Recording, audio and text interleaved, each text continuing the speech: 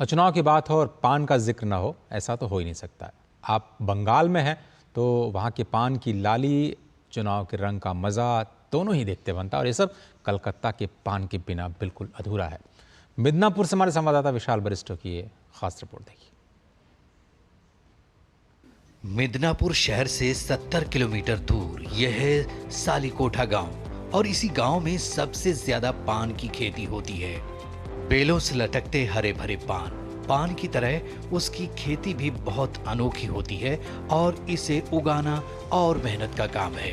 पत्तियों को तरोताजा रखने के लिए इन्हें धूप और गर्मी से बचाना होता है और हर दूसरे दिन बुझानी होती है इनकी प्यास। ये छोटा सा गांव और गांव के लोग पीढ़ियों से पान की खेती पर आश्रित हैं।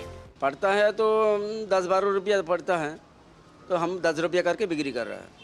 सबसे ज़्यादा पान बिक्री कर रहा है, मीठा पान है, दोक्ता पान है और जर्दा पान है, उसी पर बिक्री कर रहा है। अब डालता है, इसको मीठा सुपारी है, इसको आमादा है, इसको दालचीनी है और इसको थोड़ा थोड़ा चेरी फल है और चवन बहार है, पान है और कत्था है। इसको दे कर अच्छा करके पान दे रहा है, जेली का माल दे रहा है। गांव से निकलकर पान का पत्ता पहुंचता है मिदनापुर की मंडी में। मंडी में भी पान के पत्तों की लगातार तराई करनी पड़ती है ताकि उनकी ताजगी बनी रहे। मंडी से होते हुए पान का अब नया पता है मानिक की दुकान और मानिक की जीविका भी पान पर ही निर्भर है, या यूं कहें ताश के पत्तों की तरह मानिक भी पान का गुलाम है। दिल्ली हो जाता है, बम्बई हो जाता है और लोकल वेस्ट बंगाल में था, कोलकाता में जाता है।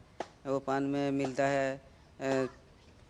अभी तो पान तो दाम नहीं है ज़्यादा, एक बस्तर में 20-50 हज़ार मिलता है। चूना, कत्था, सुपारी, गुलकंद और गरम मसाले से सजकर आपका मूड बनाने को तैयार है कलकत्ता का सादा मीठा पान। दालचीनी, सुपारी और गुलकंद, ये पान है कलकत्ता का मीठा सादा। लेकिन अलग अलग तरीके का पान यहाँ मिलता है और इसकी खासियत ये है, इससे आपका मुंह का स्वाद अच्छा होगा, एक माउथ फ्रेशनर की तरह काम करेगा और साथ ही ये आपकी पाचन क्रिया को भी बढ़ाएगा। कैमरामैन पीयूष के साथ मैं विशाल बरिस्टो, डीडी न्यूज़, मिदनापुर।